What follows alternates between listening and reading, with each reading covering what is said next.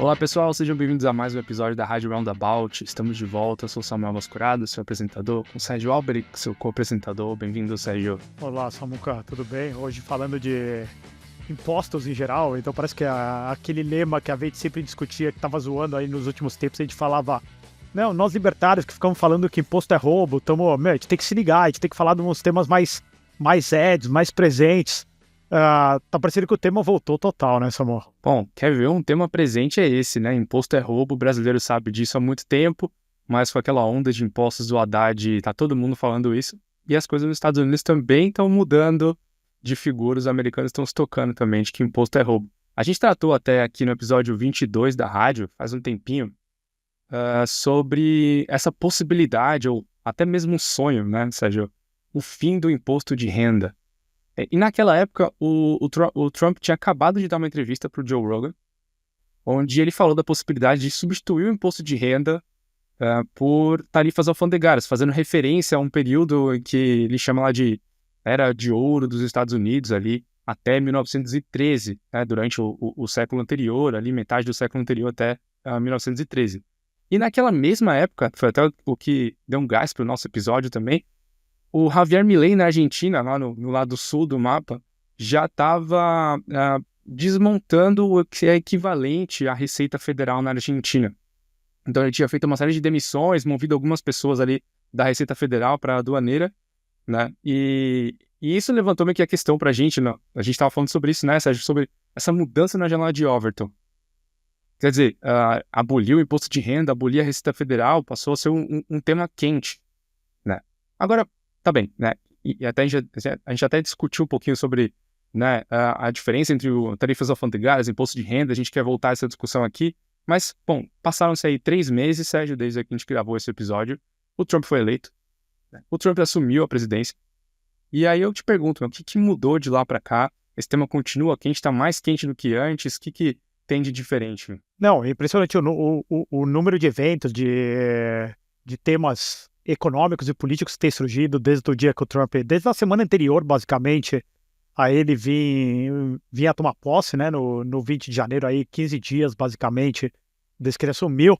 Mas acho que aí, no finalzinho da semana passada, a gente teve de novo o Trump falando de maneira bem contundente, aliás, muito mais contundente do que lá atrás, falando, não, vamos trazer de novo esse bate-papo, de novo voltar a pensar em como substituir o imposto de renda por tarifas. E a frase dele é longa, sim, mas tem pontos interessantes. Se a gente conseguir colocar aqui pro espectador conseguir escutar a frase dele original, ou pelo menos um link na descrição do episódio, seria excelente. Mas acho que, primeiro, algumas coisas muito legais que ele fala, Samuel. Ele fala assim, ele trata como a época mais rica dos Estados Unidos, pelo menos comparativamente, né, relativamente falando, seria esse período entre o pós-Guerra da Secessão, em 1913, quando inicia o Banco Central Americano, e depois, logo em seguida, começa a Primeira Guerra Mundial, os Estados Unidos entram na guerra, enfim, todo que a gente degringola. Em 1913 também, que é relevante para esse papo que a gente está falando, é quando basicamente os Estados Unidos aceita e faz uma emenda na Constituição Americana para aceitar o imposto de renda, que até então era proibido na Constituição Americana ter o imposto de renda. Então,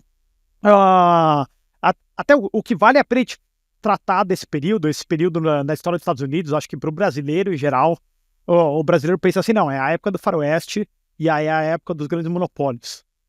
E a gente tem até textos no site do Mises, teve aulas que a gente deu, palestras que a gente deu no Instituto, falando que não, na verdade esse talvez seja o grande experimento quase que anarcocapitalista da história americana, onde os Estados Unidos deixa de ser não uma colônia, mas um país próspero que está crescendo ali e tal, para se tornar a grande potência mundial. E é necessariamente nesse período que a gente vê assim, muita liberdade econômica, uma transformação gigantesca. A gente vê, chega os aviões, chega as ferrovias, chega a siderurgia de maneira brutal e tocando todas as partes da economia americana. É quando a gente vê o surgimento do Rockefeller, do Carnegie, e de outros tantos empreendedores, que talvez o James J. Hill, que a gente gosta de falar, e se as pessoas gostam de falar bem do Elon Musk e de algumas outras figuras do empreendedorismo americano hoje em dia, naquele período a gente teve talvez o cara que foi o maior empreendedor americano da história. Então, realmente é um momento de boom econômico gigantesco e eu adoro ver isso no discurso do Trump. Então, o primeiro ponto que eu diria totalmente positivo é tratar de novo esse período como um período de grande bonança e não um período que o pessoal fala dos grandes monopólios. Depois a gente vai ver, para mim, monopólio tem que ser restrita a produção e aumentar preço. E tudo que a gente viu nos Estados Unidos nesse período foi expansão gigantesca da produção e queda de preço, mesmo no momento deflacionário em geral, com os preços caindo muito mais do que a gente poderia estar esperando, que a economia está caindo como um todo nesses mercados. Então a gente não tem expansão monetária e a gente não tem imposto de renda. E o governo americano se financia nesse período basicamente através de tarifas. Então, acho que esse é um ponto que o Trump está trazendo na fala dele, é a capacidade de estar se financiando por tarifas, Samuel. É importante a gente falar que o tamanho do governo americano naquela época, o tamanho do Estado americano naquela época, é muito diferente. Era muito, muito menor do que hoje, né? É claro que até a forma como o governo passou a financiar aí desde 1913, inclusive com a criação do Banco do Federal Reserve, né? E a impressão maciça de dinheiro, isso possibilitou um crescimento enorme do governo americano. Mas né, esse período que você está descrevendo, o governo era pequeno. Então, o Trump quer voltar, ele usa como referência esse período de bonança da economia americana para falar, olha só, vejam, naquela época a gente se utilizava de tarifas e não de imposto de renda. Então, para a gente voltar a ter essa prosperidade enorme que tivemos no passado, talvez seja ideal, então, que a gente volte para as tarifas alfandegárias. E tudo bem, eu gosto da ideia, eu acho interessante, mas eu também fico com um certo receio de que o tamanho do governo americano hoje é enorme. Esse movimento, por um lado, o Trump pode começar, sim, a aumentar tarifas alfandegárias, mas isso também tem uma certa limitação do quanto que ele pode reduzir de imposto de renda se ele não intensificar os cortes de gastos e reduzir o tamanho do Estado, né, Sérgio? Sem dúvida, sem dúvida. Acho que até a fala do Trump, ela não deixa bem claro o que é. Ele está se referindo àquele período como um período de bonança e ele não chega a falar é um período de Estado pequeno. Ele só se refere que é um período que a gente conseguia financiar e ter prosperidade na civilização, né?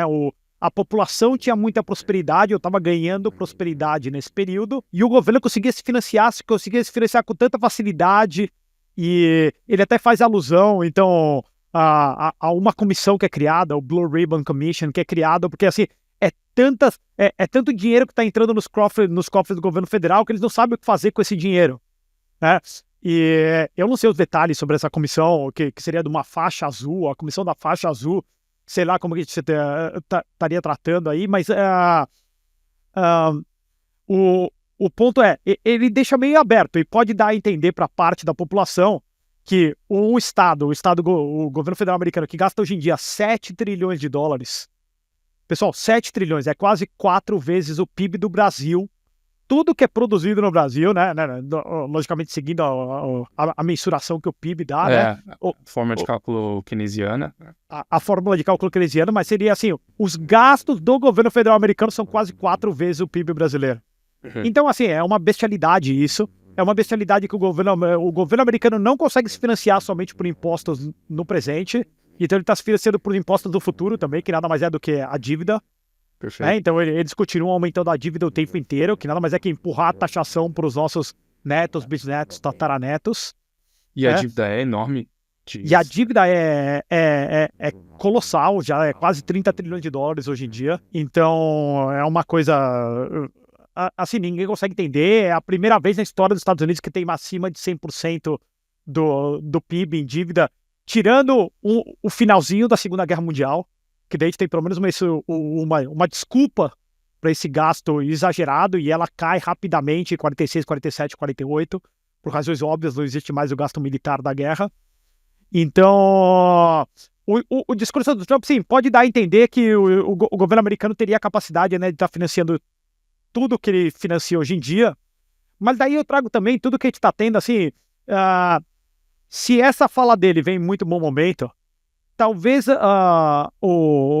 tirando as questões de imigração que estão causando barulho com relação à guerra comercial, até por enquanto ele tem utilizado as tarifas, principalmente né, em questões de, né, tanto comerciais, negociar novos deals, e acho que a gente pode falar disso, mas também com relação a fechar as fronteiras com o Canadá e México e algumas outras situações particulares. Mas o que tem causado mais barulho nos Estados Unidos nesses últimos 15 dias, ou seja, desde que ele assumiu, são todas as questões do departamento que é liderado pelo Elon Musk, seria o departamento de corte fiscal, a gente poderia chamar, né? O nome em inglês seria o departamento de eficiência econômica, né? De eficiência dos gastos econômicos, alguma coisa do gênero. E o que a gente tem visto nesse departamento dele assim, é uma vontade gigantesca de diminuir o tamanho do Estado. Então, eu não diria também que essa fala dele também ela é totalmente antagônica ao que ele tem feito, porque o maior esforço que o governo americano está colocando, inclusive com acabar as guerras e diminuir esse volume de imigração, cortar departamentos inteiros, como está sendo com o departamento de ministérios, né, que seria cortar o Ministério da Educação, é um que apareceu aí nesses últimos 2, 3 dias, você vai acabar de vez com o departamento de educação. Tudo coisa que a gente está falando é redução de gasto, e redução não da taxa de crescimento do gasto, mas redução do gasto no valor presente. Né? A expectativa é que eles consigam cortar 2 trilhões de dólares desse orçamento, então trazer o orçamento de 7 para 5, o que seria algo totalmente beneficioso, seria um primeiro passo, né, em direção, mas seria algo beneficioso. Então, não sei ainda, Samuel, o quão pequeno o governo do Trump busca que o governo federal americano siga, mas que tem falas e tem ações que estão demonstrando uma vontade de, pelo menos, diminuir do volume atual. Eu acho que isso, sem dúvida, a gente está vendo. Pelo menos, né, até o atual momento, né? Não sei o que vai acontecer a partir de amanhã, Samuel. Tudo bem, eu acho que realmente o Trump não tem colocado na sua retórica essa ideia de um Estado pequeno, de um governo pequeno. Mas, de fato, o que a gente está vendo são iniciativas, principalmente essas capitaneadas pelo Elon Musk, de corte mesmo de gastos. E é um caminho. Então, se o Trump quer, se ele está propondo mudar a forma como o governo se financia em direção a tarifas, a gente está aqui discutindo que essas tarifas elas são, para o tamanho do Estado americano hoje, elas são irreais, é uma forma de financiamento irreal. Né? Então, na medida em quanto mais o governo conseguir cortar seus gastos, mais perto mais próximo essa possibilidade da gente, né? Então, acho que é interessante todo esse discurso do Trump, ou pelo menos tudo que o governo americano está fazendo e não necessariamente o que o governo americano está falando. Né? Acho que são duas distinções que eles podem fazer. E, no fim das contas, é interessante isso, porque não é simplesmente um cara de retórica falando da boca para fora que vai reduzir o Estado. Né? Ele está, de fato, reduzindo o Estado. Então, acho isso bom, positivo. Né? Mas uma coisa que ele tem já se utilizado de tarifas alfandegárias, você aí pontuou, vamos trazer esse tópico aqui, Sérgio, é da sua relação com os outros países. Ele tem se utilizado da ameaça de tarifas alfandegárias, de impor taxas aos produtos que os outros países exportam para os Estados Unidos, né, para negociar com esses países. Então a gente viu isso recentemente na Colômbia, né, o Gustavo Petro se assustou aí com essa ameaça de impostos, de aumento de impostos para a Colômbia.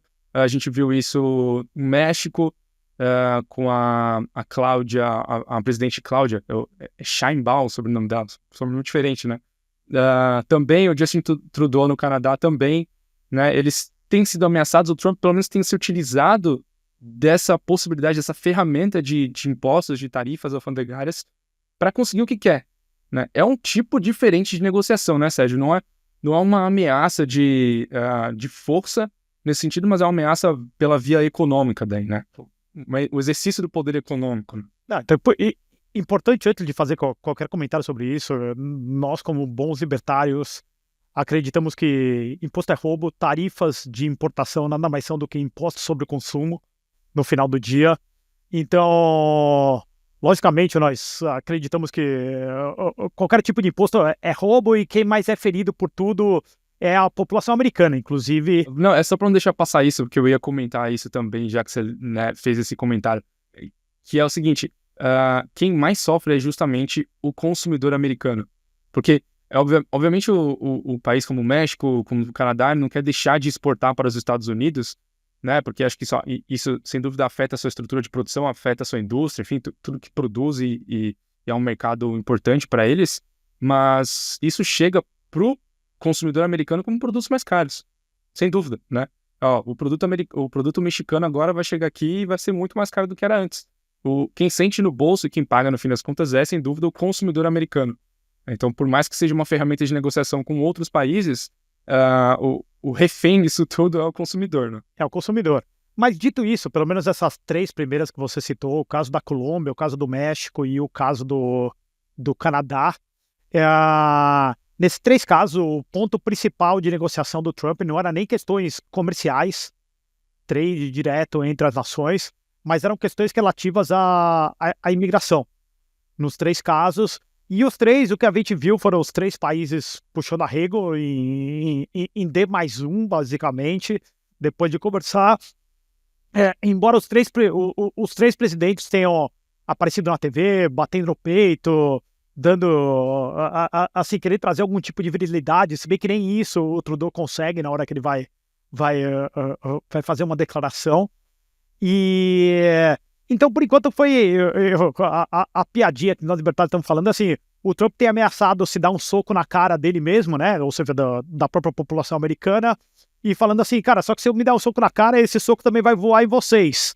Então, por enquanto, nessas questões, tem tido uma puxada de arrego nas outras partes, e as questões de imigração, pelo menos, até agora parece que esses países vão sim seguir algum caminho negocial. A gente viu aí no caso do México e do Canadá, os dois falando, beleza, vamos negociar agora durante 100 dias, 3 meses, não sei direito qual que é o prazo que eles colocaram, mas vamos negociar e vamos ver para onde que a gente vai aqui com relação a todas essas questões de fechar as fronteiras que estavam totalmente abertas, sem carinho nenhum, sem cuidado nenhum. Então, realmente existe um problema. Você pode ser a favor da imigração livre, ser contra a imigração livre, mas o ponto é, a maneira que está correndo é uma maneira que está causando muito conflito, não só dentro dos Estados Unidos, mas dos Estados Unidos com esse país. Então, realmente é algo que tem que ser consertado. Acho que não é nesse episódio aqui que a gente vai estar conversando qual que é o caminho, mas estou falando, essa é uma maneira que o Trump tem utilizado as tarifas, né? E ele realmente não tá, Sérgio, ele realmente não tá blefando, porque esse foi o carro-chefe da sua campanha, fechar, ele está tratando a questão da imigração ilegal como algo fundamental, acho que é um pilar do seu governo agora, né, não é mais campanha, e ele não está blefando, e eu acho que os seus vizinhos mexicanos e canadenses entenderam que ele não está blefando, é por isso que, embora eles tenham ali tentado mostrar, como você falou, certa virilidade, estão atendendo, estão acatando e falando, não, tudo bem, vamos fazer, mas você vai fazer o que você falou que ia fazer, né? Tá, mas vamos fazer, pode deixar, senhor Donald Trump. É assim que tá acontecendo. Sem dúvida, mas ao mesmo tempo, Samuel, acho que, como você falou, assim, a gente escuta pessoas perto do Trump e até, às vezes, outras situações que o Trump tá falando de tarifas, como se fosse algo totalmente positivo para a economia americana e não só como uma ferramenta negocial. Enquanto ele está usando como uma ferramenta negocial, pode ser um tiro que saia pela culatra e machuque ele mesmo, né? Mas o que preocupa até pessoas um pouco mais pertas de nós libertários, assim, então, por exemplo, o Vivek fala o tempo inteiro de tarifas como, em algumas situações, como algo necessário para, nesse caso, a virilidade da economia americana, né? E daí, nesses casos, eu acho que é mais preocupante você acreditar que você tornar produtos que você importa mais caros como algo necessário para que teu país consiga vir a produzir, consiga vir a prosperar em algum momento. Então, por enquanto a gente, acho que ele está falando 15 dias de governo do Trump, então, por enquanto é difícil saber para qual caminho que ele vai seguir, se vai seguir um caminho mesmo de impor tarifas, ou se é um caminho mais de usar isso como uma ferramenta negocial. A gente vai ver agora o que vai acontecer com a União Europeia, o que vai acontecer nas negociações com a própria China. Talvez aí a gente vai ter uma ideia maior, que são, nesse caso, são parceiros comerciais gigantescos para o próprio Estados Unidos, o que não é o caso do Canadá e México. Ou seja, o Canadá e México entre 70% e 80% da exportação desses países vai direto para os Estados Unidos, enquanto isso representa dos Estados Unidos um pedacinho pequeno do comércio internacional deles, né? Mas agora, quando a gente falar de China e União Europeia, a gente vai ver para onde que vai esse caminho. E espero que a gente não esteja falando de tarifas e mais tarifas, né? Simplesmente como vendo isso como beneficioso. te fazer uma pergunta aqui, Sérgio, se... Acho que você meio que respondeu isso um pouquinho, mas só para deixar bem claro aqui. Se você entende que ou essa retórica de tarifas alfandegárias, essas ameaças que ele faz para os seus vizinhos, que são um dos seus principais parceiros comerciais mesmo, ali, a NAFTA, né? Não é mais NAFTA, né? Mas enfim, esse acordo aí nos países da América do Norte. Ele também tem ameaçado um pouquinho os países da União Europeia, ameaça também para os chineses. Aqui na América do Sul já chegou para um outro país esse tipo de ameaça. Será que você acredita que isso denuncia uma certa veia mercantilista do Trump? E a gente pode estar observando um passo, uma espécie de isolacionismo quase comercial dos Estados Unidos? Você acha que isso é uma possibilidade? E lógico, fazendo esse disclaimer que a gente está no comecinho do governo, né? Eu não sei se te poderia dizer mercantilista não tem, no sentido de só exportar e não importar nada, né? Ou seja, só fazer reservas em ouro ali, ou na moeda corrente dele que seja. Não acredito que seja o objetivo de chegar nisso. E embora eu veja algumas pessoas no entorno dele falando das benesses, ou as falsas benesses, né? Nós diríamos de tarifas altas, de bloquear a importação, tudo isso, eu vejo ele bem como utilizando isso daí para conseguir melhores negociações. Negociações, sejam negociais, sejam militares, sejam das questões de imigração. Querendo ou não, os Estados Unidos é o grande, é o gorila de 300 quilos que existe no mercado. Então, assim, ele é o grande player do mercado, então ele consegue utilizar isso e, logicamente, é perigoso, a gente falando, ficar mexendo com algo que é tão importante. O livre comércio é tão importante para todos nós. A gente até fala tem frase mais frases de pensadores libertários, liberais ao longo dos anos, falando onde chegam as mercadorias, não chegam os canhões, né? Não que necessariamente seja isso, mas também é algo que apazigua bastante os conflitos militares. Então, bem, vamos ver para onde ele vai, mas o que tem me causado assim bastante entusiasmo nesse caso é, dado que tem que existir algum tipo de imposto, né, que a gente não vai conseguir abolir os governos de uma hora para outra. O que nós gostaríamos fosse que não existisse governo amanhã e fosse zero imposto. Só essa possibilidade de se livrar do imposto de renda e substituir, que seja substituído por tarifas, tá? E daí, logicamente, ele está falando dos Estados Unidos, está trabalhando com tarifas mais altas do que eles trabalham hoje. Em muitos casos, eles trabalham com tarifas perto do zero no comércio internacional. Então, eu pessoalmente, eu vejo isso com excelentes olhos, e eu diria que, só que eu vejo isso com excelentes olhos, mas quase que incondicionalmente, com o fato de não reduzir o imposto de renda, mas a gente abolir o imposto de renda como um todo, Samuel. Eu acho que se a gente partir para a abolição do imposto de renda, o ganho econômico de liberdade, o ganho para o empreendedor, o ganho na luta contra a censura, na luta contra o crescimento do governo, é gigantesco. Então é algo que a gente tem que estar entusiasmado, mesmo que seja, vamos substituir em parte por outros impostos, porque eu acho que o imposto, as tarifas, não conseguiriam nunca trazer a mesma receita que traz para o governo o imposto de renda, e que seria uma outra benesse essa. Então o governo também teria que ser menor, Samuel. Então, nesse sentido, eu vejo com muito entusiasmo, talvez, eu vou falar as tarifas, né?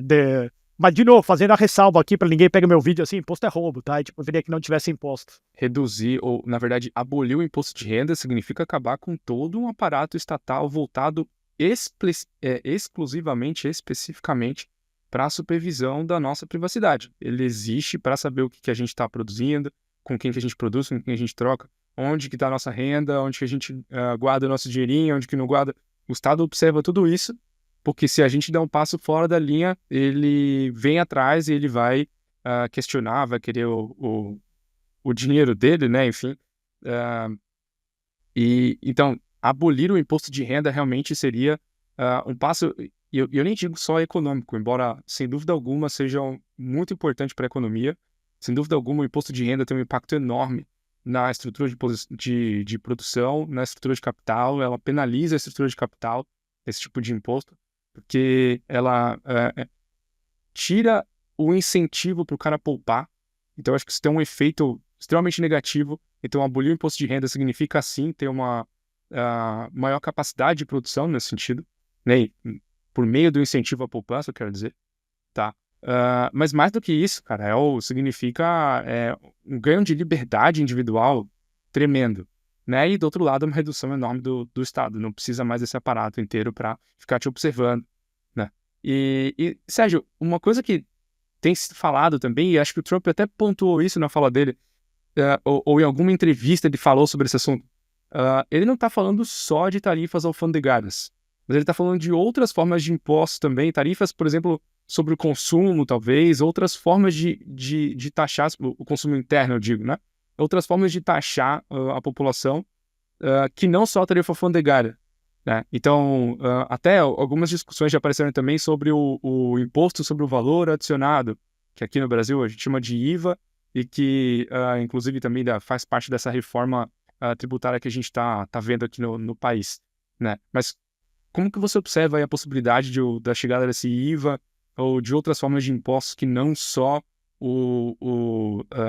as tarifas alfandegárias? Porque realmente a tarifa alfandegária, como a gente falou, ela é bem pequena, isso significaria um enorme aumento da tarifa alfandegária e isso ia ser problemático para as relações comerciais dos Estados Unidos, né? Então talvez o governo tivesse que olhar para outras formas de financiamento ou outras formas de taxação, né? Os pontos que você falou do imposto de renda, eles são perfeitos, porque o imposto de renda é o mais nefasto de todos os impostos. Ok? Ele é o imposto, como você falou, que ele altera a preferência temporal da população. Ele faz com que a população queira poupar menos, queira investir menos. Porque a receita, né? A receita nesse sentido, o lucro vai ser taxado. E não vai ser taxado, ou seja, essa taxação não vai ocorrer só quando você fizer o consumo. Ela ocorre já quando você ganha esse dinheiro. Então você altera a estrutura, a estrutura da preferência temporal das pessoas. E se a gente não poupar, a gente não consegue fazer investimentos em capital, investimentos em tecnologia, investimento em tudo que a gente precisa para criar uma estrutura produtiva melhor, né? Então, nesse primeiro ponto, ele já desestimula aqui. Ele tem todos esses efeitos da vigilância estatal. Então, o Estado fica sabendo tudo que o Samuel faz, tudo que o Sérgio faz, porque a gente tem que declarar tudo isso o tempo inteiro. Ele causa um peso morto na sociedade gigantesco, não só no encarecimento dos produtos e trocas que deixam de existir, que isso até os economistas mainstream conseguem calcular, mas assim, até no tempo que a população perde fazendo declarações, pensando em como declarar, pensando em como conseguir colocar isso daqui de melhor maneira, né? Ele vira uma ferramenta de opressão política. Porque se a gente olhar aqui nos Estados Unidos, a gente está falando um código de imposto de renda por volta de 200 mil páginas.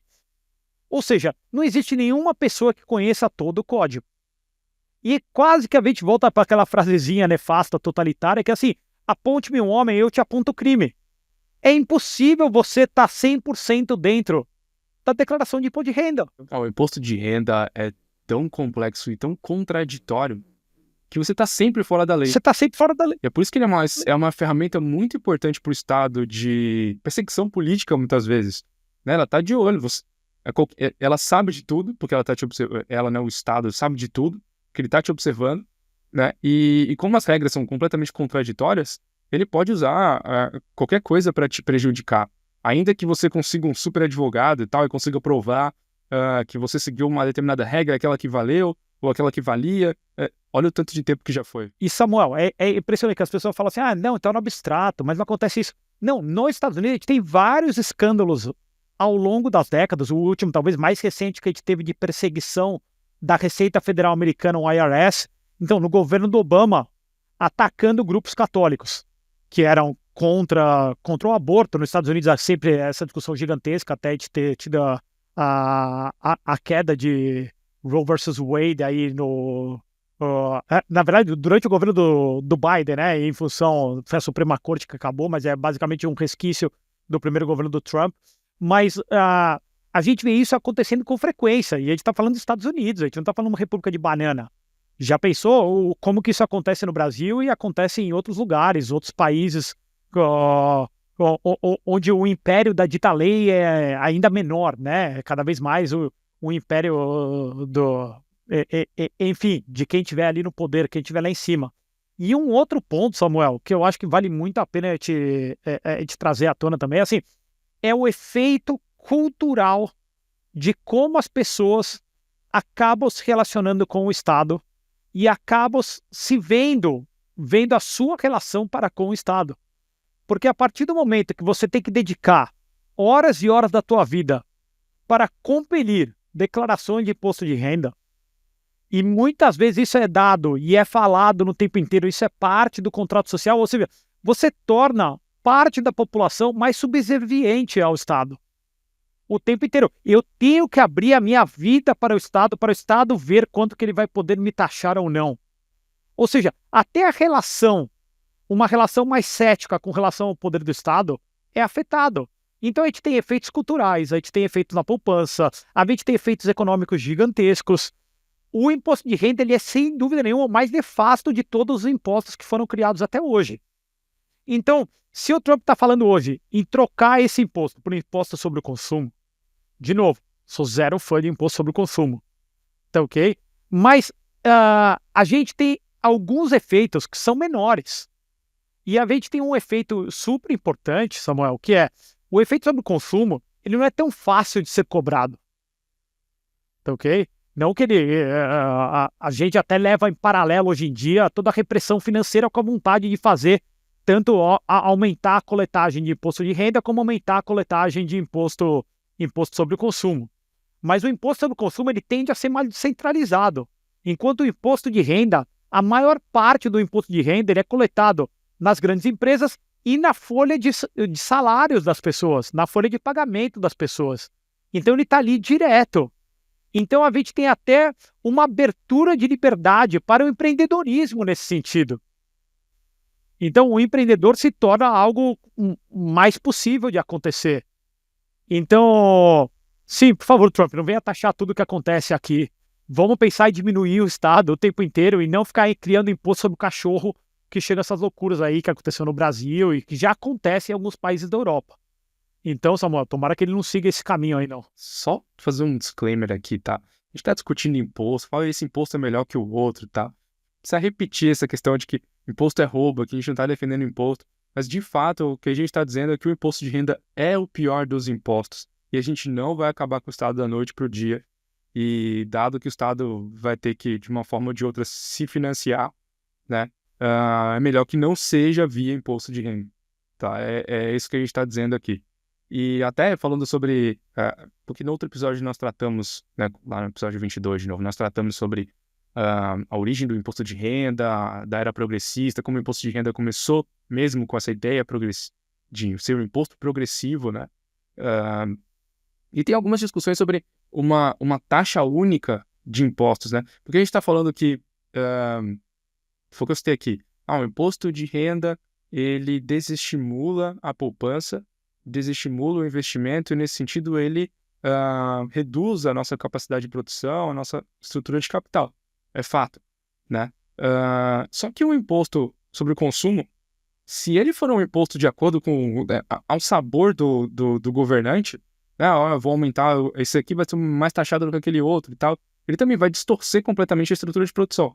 Então, né, é importante só a gente pontuar aqui que se for esse de fato o caminho, não tem que ser que nessa discussão que a gente teve no Brasil recente, de que a gente vai criar um imposto do pecado, então esses determinados produtos eles vão ser mais taxados que esses outros produtos, ou então, enfim, fica essa briga, esse lobby, o cara que representa determinada indústria, ele quer taxar mais a outra indústria.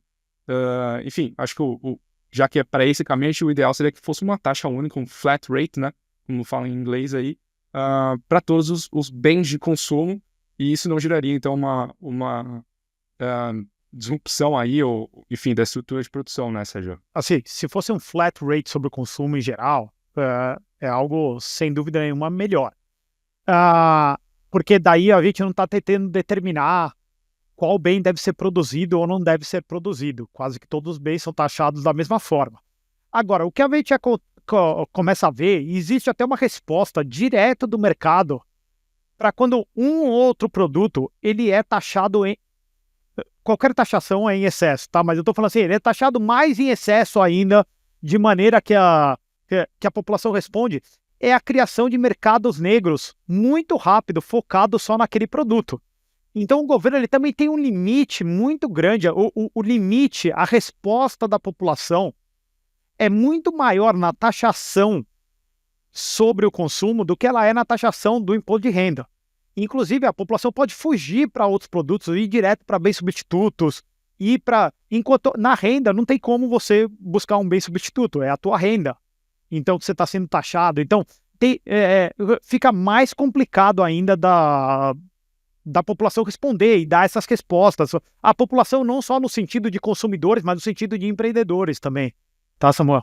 Então, sem dúvida, se for um flat rate sobre todos os bens, eu diria que é menos nocivo do que a gente ficar escolhendo cada um deles. Mas, ao mesmo tempo, se a gente for escolher cada um deles, o que vai ser taxado e o que não vai ser, no caso do consumo, a gente muito claramente a gente tem uma resposta do mercado empreendedor, que seja ir para o mercado negro, ou seja, abandonar totalmente o consumo daquele produto e ir para um bem substituto.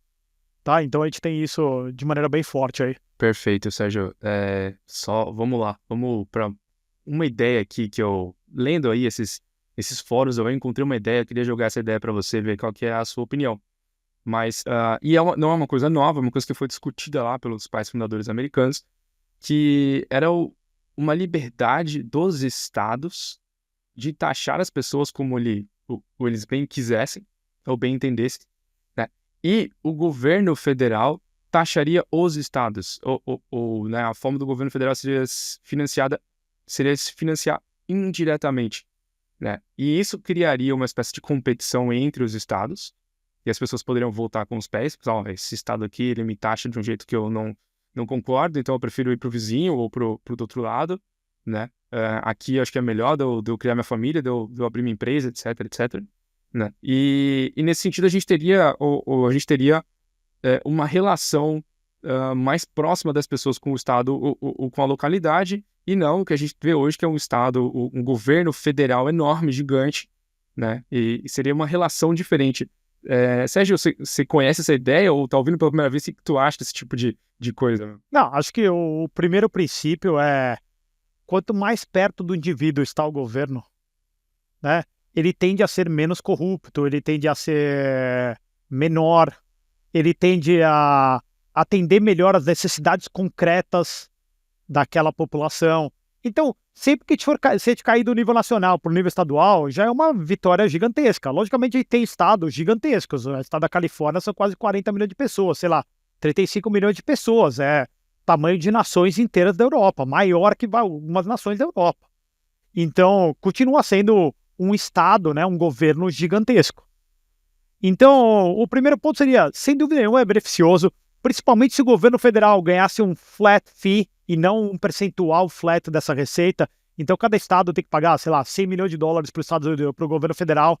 Daí a gente vai ver que, no fundo, só tem um financiamento tanto que eles têm que pagar pro exército, sei lá, quando os Estados Unidos foi fundado, o objetivo da União era basicamente regular o comércio internacional e regular o exército, né, ou defender todos os estados, né, as nações que se juntaram às 13 colônias, se juntaram para combater no caso a Inglaterra é o primeiro inimigo logo de cara, né, mas em seguida tem uma guerra contra a Espanha, tem outra guerra contra a Inglaterra em 1812 também, enfim, lutar contra as nações externas, né. Então, se a gente voltasse para algo disso, sem dúvida nenhuma, seria algo beneficioso a gente estar nos governos. Agora, acho que o brasileiro tem que entender que,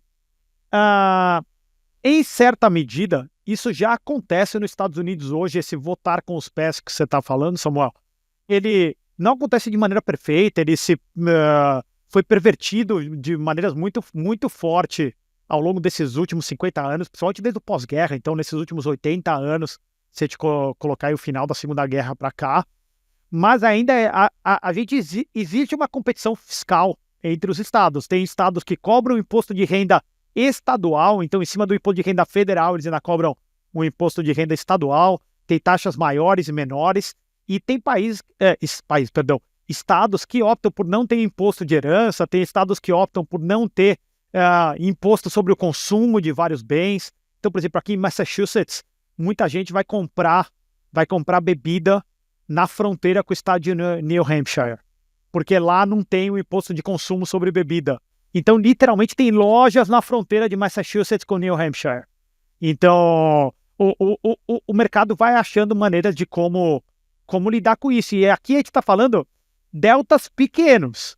Já pensou se a gente pudesse ter esses deltas, essas variações gigantescas, Samuel, que você está colocando aí? Acho que seria melhor ainda, mais frutífero ainda e mais produtivo para a população e mais livre para a população ainda. Logicamente, teria algum estado que teria aí um pequeno Napoleão, mas basicamente as pessoas iriam, então, rapidamente ter opções de migrar com o pé e votar com o pé, como você está colocando, Samuel. Isso aí, Sérgio. Ó, tem um caso aqui trazendo pro Brasil, trazendo um pouquinho o debate pro Brasil, Sérgio, que é uma coisa que já tinha sido falado lá atrás, quando estava na campanha do Lula ainda, né? E aí no final do ano passado isso voltou à tona rapidamente, porque era uma época de, a gente precisa fazer uma reforma fiscal, porque enfim, tá muito altos os gastos, mas isso logo sumiu. E agora parece que voltou de novo, que é aquela ideia de aumentar a faixa de renda isenta do imposto de renda. Então o Haddad está sinalizando aí, acho que R$5.000, que vai ser essa faixa aí de renda mensal que vai ficar isenta, né? E é lógico que só uma coisa importante, né? Porque a gente está falando de um país que perde o poder de compra de forma muito acelerada, ano após ano, né? Então R$5.000 de renda não é a mesma coisa hoje do que era R$5.000 de renda 5, 10 anos atrás. Então a gente está falando de um valor nominal aí de 5.000 que já nem é tanto assim mais, infelizmente, tá? Mas como é que você vê esse tipo de coisa também, Sérgio? Da gente reduzir imposto ou da gente aumentar essas faixas de isenção de impostos? É claro que do Brasil, desse governo brasileiro, a gente não espera muita coisa, então não acho que o debate sobre o fim do imposto de renda chegou no Brasil ou chegou no governo brasileiro, né? Mas é o tipo de coisa que também tem nos Estados Unidos, esse tipo de debate de, vamos isentar até determinada renda, isso também aparece aí nos States, Sérgio? Então, esse é o debate que sempre dominou a história do imposto de renda pelo menos nos últimos 50 anos, desde que eu tenho noção aí do debate do dia a dia, qual a alíquota e quais os brackets, né, que a gente fala, quais são as escalinhas que a gente tem aqui. E o que a gente viu de maneira prática é uma discussão inútil. Essa discussão aí do Haddad no Brasil me parece puro populismo, e o populismo, assim, um populismo que falhou ainda, que ele não conseguiu nem convencer ninguém que era algo bom. Então, tinha que sair pela culatra aí total no caso dele, mas eu diria que a discussão sobre o imposto de renda ela tem que ser uma discussão mais séria e não se vai ser 39% ou 28%. Lógico, prefiro que seja 28%, prefiro que seja 10%. Então, se a gente falar que a gente vai taxar a população só 10% e não vai ser mais as alíquotas gigantescas que são, sem dúvida nenhuma, é uma vitória para o cidadão, é mais dinheiro que sobra para o bolso dele, é menos dinheiro que vai para o governo tem menos capacidade de crescer. Quando o governo tem capacidade de crescer, pessoal, não é assim, o governo só gera maus econômicos para a população. Então ele tem menos capacidade de causar problemas, inclusive, para a população. Não é só o dinheiro que ele roubou da população, é ele também causar menos problema. Ele vai ter menos agências, o governo vai ter que ser, por definição, menor. Então, lógico, se a gente reduzir da alíquota atual para 5% de imposto de renda, Samuel, tem meu apoio isso. Agora, eu não acho que essa é a discussão. Primeiro, eu acho que não vai chegar a alíquota de 5%. Né? Para a gente ter uma vitória, para jogar uma alíquota de 5% sobre o IR, a vitória retórica ela é tão custosa quanto a vitória de vamos abolir o imposto de renda. Então, eu diria que para nós, libertários, perseguir uma redução na taxa, ou uma redução marginal, lutar, todo o esforço retórico para reduzir 5%, 10%, não, vamos lutar, fazer algo útil aqui, vamos lutar para abolir isso. Que seja instaurar as tarifas de novo. Uma coisa importante aqui, Sérgio, porque alguns liberais brasileiros, e eu vou usar aspas para esses liberais, né, eles estavam celebrando a reforma tributária porque agora o brasileiro ia saber o quanto de imposto ele está pagando em cada um dos bens que ele consome. Veja só, não é nenhuma celebração de que foi reduzida a taxa de impostos.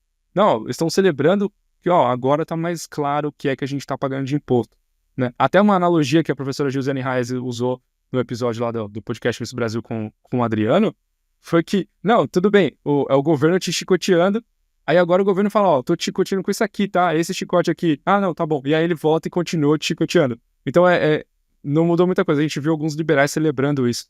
E, de fato, o nosso papel aqui como, né, defensores e propagadores das ideias da liberdade é falar que, não é esse tipo de celebração que a gente quer, não. A gente quer acabar com o imposto de renda. Até porque o imposto de renda, ainda que pequeno, ele significaria a manutenção desse aparato estatal que te observa, né? Ele pode até ser menor, né? Como você falou, é forçosamente menor, dado que a receita do Estado do governo vai ser menor, mas o aparato estará lá e vai continuar te observando para tirar aquele 5%zinho que seja.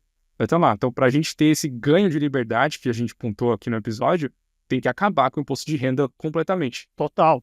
Não, acho que esses ditos liberais aí são falsos liberais no sentido da palavra de buscar a liberdade, né? Não no sentido, acho que eles são liberais, talvez no sentido americano, no sentido aí de ser esquerdista, de ser progressista, de ser um isentão no sentido daquele cara, não, vamos com calma, a gente precisa ter o Estado aqui para resolver esse tipo de problema, mas eles nunca são, e aqui eu vou defender meus amigos que são minarquistas radicais, eles nunca são minarquistas radicais, no sentido de, não, vamos reduzir ferozmente o tamanho do governo, a gente acredita que o governo tem que cumprir essas 2 ou 3 funções, mas vamos eliminar todo o resto. Então, assim, Mises era um minarquista radical. Acho que, assim, esse tipo de minarquista radical, esse é o cara que tá do nosso lado. Entendeu, Samuel? Então também não é só assim, só o cara que é anarcocapitalista aí. Inclusive, eu acho que tem anarcocapitalistas aí com uma pegada utilitária demais aí, que nem estariam junto nessa pegada nossa aqui, talvez.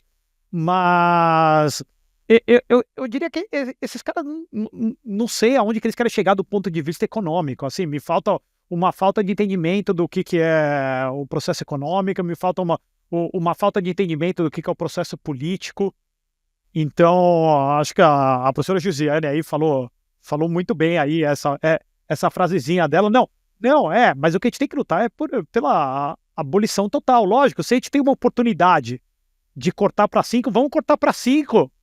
E no dia seguinte a gente tá lá, vamos abolir esse negócio inteiro. Porque tem todo esse efeito desse aparato de censura. Tem todo esse efeito cultural de sobrevivenciência. Assim, todo mundo fica, ô Estado. Toda a perda econômica de ter que ficar fazendo as declarações, fazendo tudo isso. As pessoas acham que isso é pouco. Isso não é pouco, isso é gigantesco. E esse custo ele é maior ainda sobre as pessoas mais produtivas da sociedade. Tá, ok? Então, quanto mais produtivo você for, mais penalizado você é. As tuas declarações são mais complexas. Você paga mais imposto. Então, você está punindo o cara que é mais... Enfim, é algo sem pé nem cabeça. Então, celebrar a dita reforma tributária, que na verdade é só incremento de imposto ali, quase que no final do dia, ou abrir a porta para incremento de imposto, assim, me parece uma piada, me parece uma discussão que a gente tem que estar fora dela. Nós, libertários, temos que estar fora dessa discussão, a gente está na outra discussão, a gente quer, beleza, apoiamos você, vai reduzir 10%, vai reduzir 5%, te apoio reduzir 5%, mas não é a luta que eu tô. Que bom, mas não é, né, exatamente. A luta que a gente tá é outra.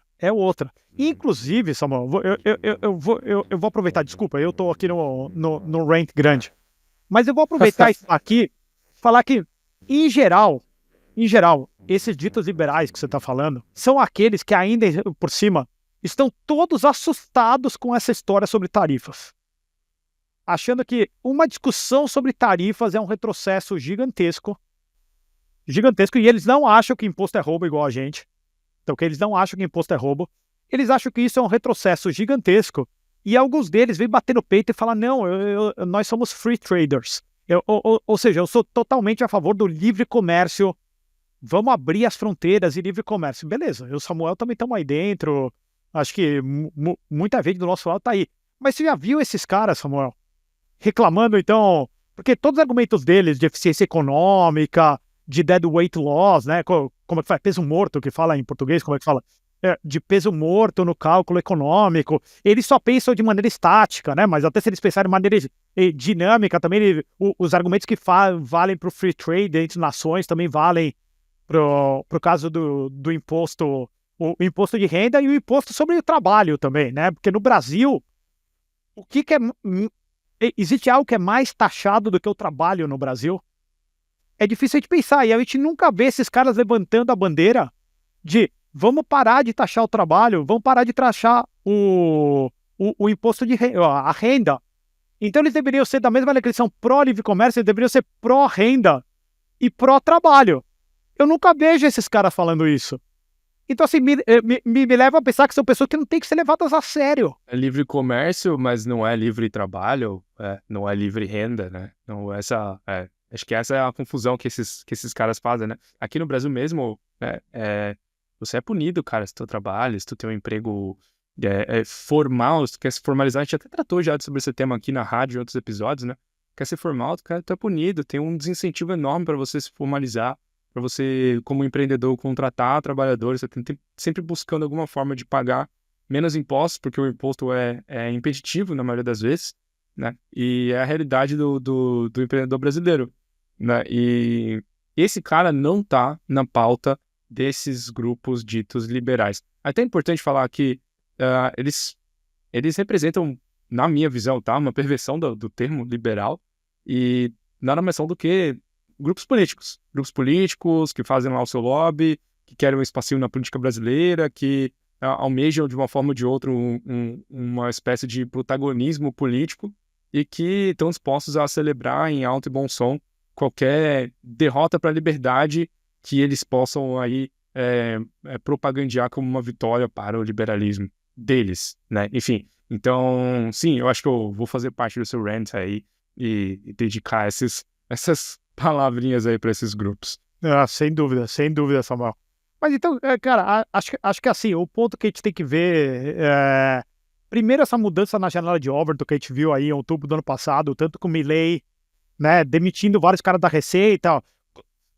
Ele demitiu alguns e jogou vários deles para debaixo do departamento de tarifas, né, de alfândega também, né? 30% do pessoal foi demitido e o restante foi movido para a aduaneira, se não me engano foi isso. Perfeito. E agora o Trump, a gente está vendo uma mudança retórica também gigantesca com relação ao imposto de renda, que enquanto no governo do Biden a gente alcançou o maior número de funcionários da Secretaria da Fazenda, do IRS, né, dos que coletam o imposto da Receita Federal Americana,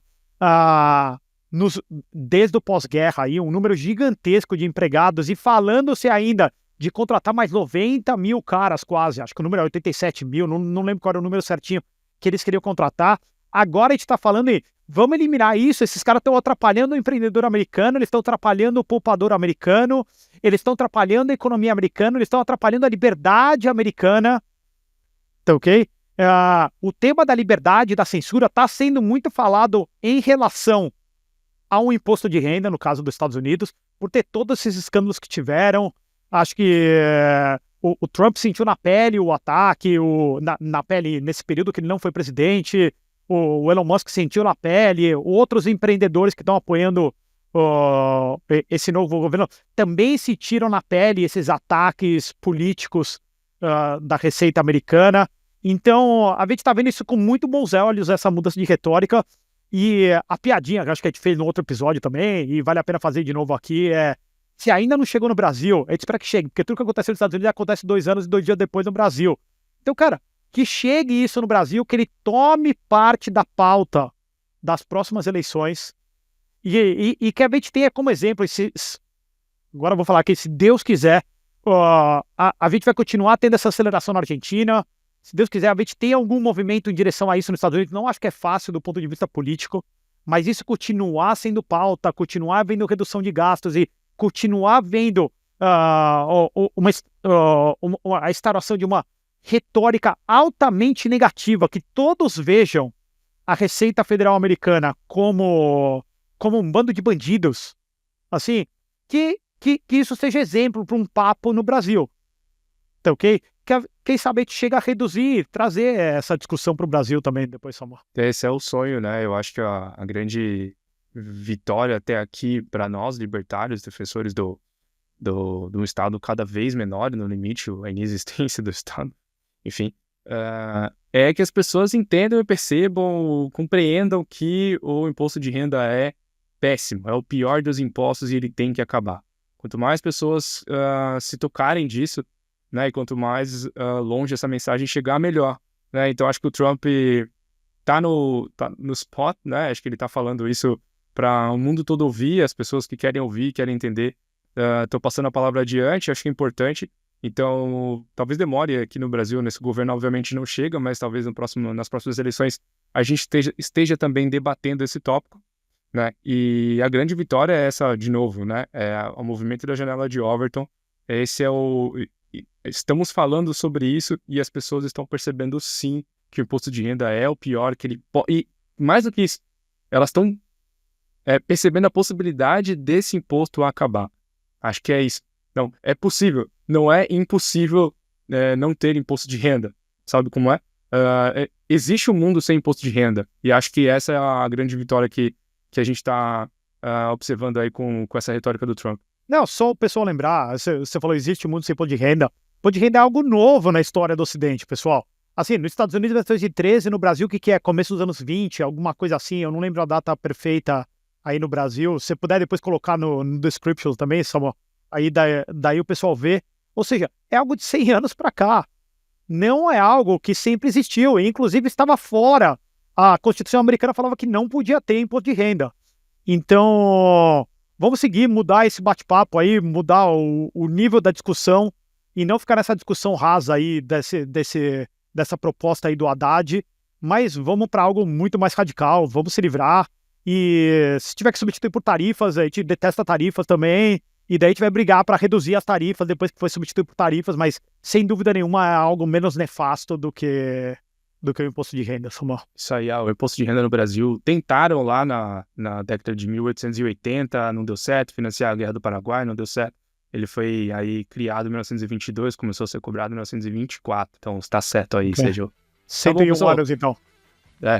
Fazendo aniversário.